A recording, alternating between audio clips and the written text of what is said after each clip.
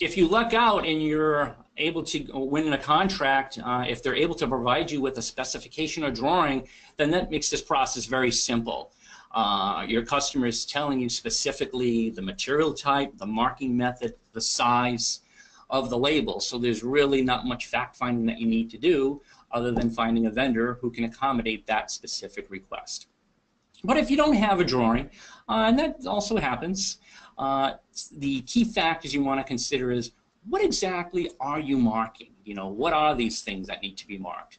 Will they be exposed to the indoors or outdoors? How much UV exposure will it have? Perhaps the asset is only outdoors for different parts of the day. Maybe it's not outside for 24/7. Temperature exposure.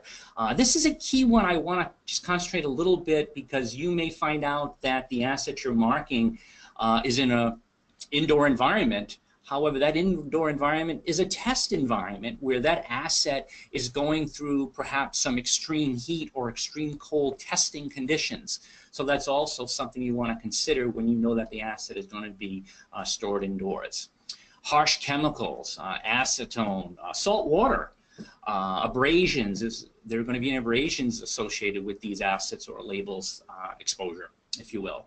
And then, like I spoke to earlier in regards to the adhesive, what type of surface will the label be applied to? One key point you want to ask is it a caulk painted surface? If it is a caulk painted surface, you certainly need a special adhesive for that.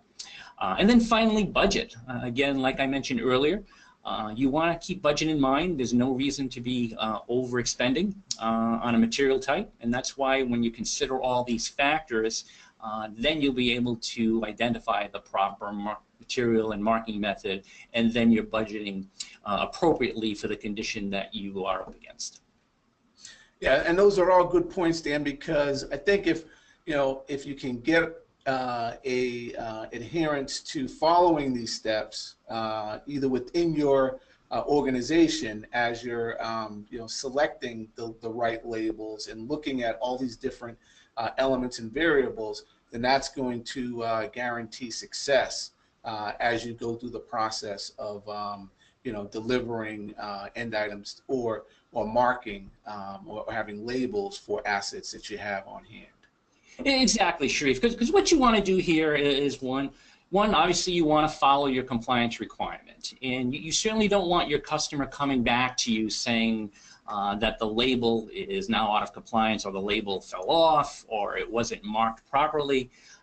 You want to make your customer happy, and by following these procedures, it'll be one more chip in your pocket where your customer will know if they do business with you, you understand Standard 130 and what those compliance are, and that you're following them. And then from an inside perspective, your financial management team will be very happy because you've identified the proper marking material and you're not overexpending, and you're spending the right amount of money to meet that specific compliance requirement. So in the end, both your customer and your team are going to be very happy.